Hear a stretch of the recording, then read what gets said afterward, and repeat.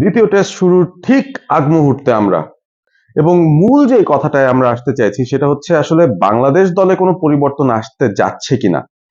হতশ্রী এক batting performance ছিল প্রথম টেস্টে এবং সেখান থেকে বেরিয়ে আসার জন্য কি কি পদক্ষেপ বাংলাদেশ নিতে পারবে অন্তত প্রথম একাদশ চুজ করার ক্ষেত্রে, সেটা কিন্তু একটা বড় আলোচনার বিষয়বস্তু। এবং সেই সাথে যদি বলি বাংলাদেশের বোলিংটা, একটা ইনিংসে খুব দারুণ বল করলেও প্রথম ইনিংসটায় প্রথম টেস্টে সেখানে কিন্তু বাংলাদেশের স্পিনাররা একেবারে সফল হতে পারেননি। সুতরাং সেই জায়গায় একটা স্পিনার বাদ দিয়ে কি বাড়তি একজন পেসার বাংলাদেশ খেলাবে কিনা সেটাও কিন্তু একটা বড় প্রশ্ন।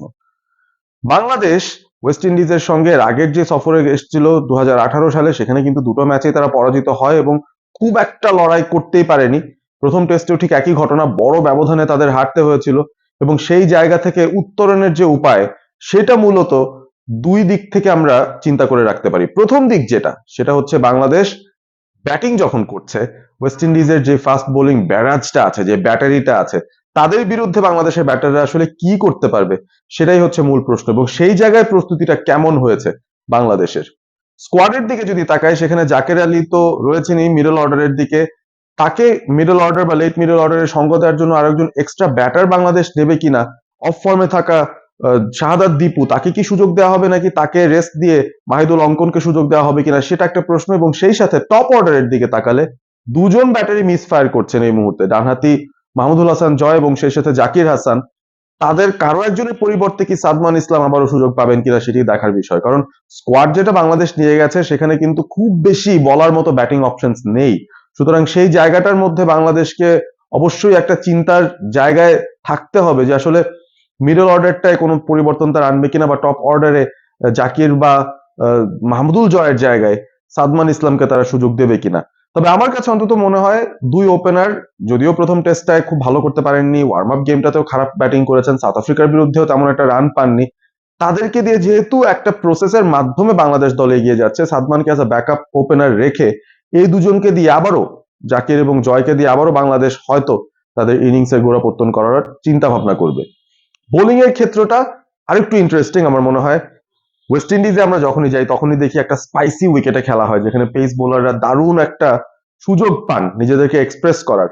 এবং সেই জায়গাটায় প্রথম টেস্টে আমার অনেক সময় মনে হয়েছে, বিশেষ করে প্রথম ইনিংসটাতে ওয়েস্ট ইন্ডিজ যখন ব্যাট করছিল, তাদের বড় বড় পার্টনারশিপ হচ্ছে, টেইল এন্ডের ব্যাটাররা রান পাচ্ছেন, তাদেরকে থামানোর জন্য বা সেই ধরনের পার্টনারশিপ ভাঙার জন্য একটা এক্স ফ্যাক্টর যেটা প্রয়োজন ছিল বাংলাদেশের পেস ব্যাটারিতে, গতিময় একজন বোলার, তাকে কিন্তু আমরা মিস করে গেছি। নাহিদ রানা হয়তো দ্বিতীয় টেস্টে সেই সুযোগটা পেতেও পারেন। আমার কাছে মনে হচ্ছে একটা ভালো সুযোগ রয়েছে নাহিদ রানার এই দলটাতে অন্তত থাকার প্রথম একাদশে।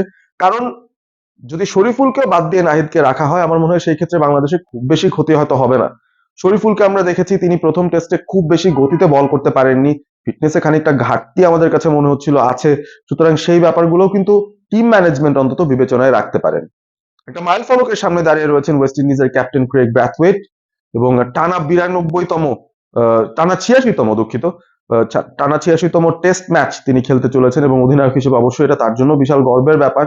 এবং ক্রেগ ব্র্যাথওয়েট যদিও প্রথম টেস্টটায় খুব একটা বেশি রান পাননি, তবে তার কথার মধ্যে কিন্তু আমরা আত্মবিশ্বাস শুনেছি। প্রি ম্যাচ প্রেস কনফারেন্সে তিনি বলেছেন তার এই মাইল ফলক ম্যাচটাকে তিনি রাঙিয়ে তুলতে চান।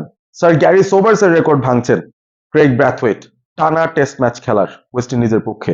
কংগ্রাচুলেশন তাকে অবশ্যই দিতে হবে। তবে বাংলাদেশের জন্য শুভকামনা, দ্বিতীয় টেস্টে অন্তত আরো একটা ভালো লড়াই আমরা টেস্ট দলটার কাছ থেকে অন্তত এক্সপেক্ট করছি। এবং সেই সাথে সবাইকে জানিয়ে রাখতে চাই, যারা যারা আমার চ্যানেলটা এখনো সাবস্ক্রাইব করেননি প্লিজ সাবস্ক্রাইব করবেন। Let's grow together. ছিলেন আপনার অল স্পোর্ট এবিপির সঙ্গে। Stay Assam, stay all sport with all sport ABP.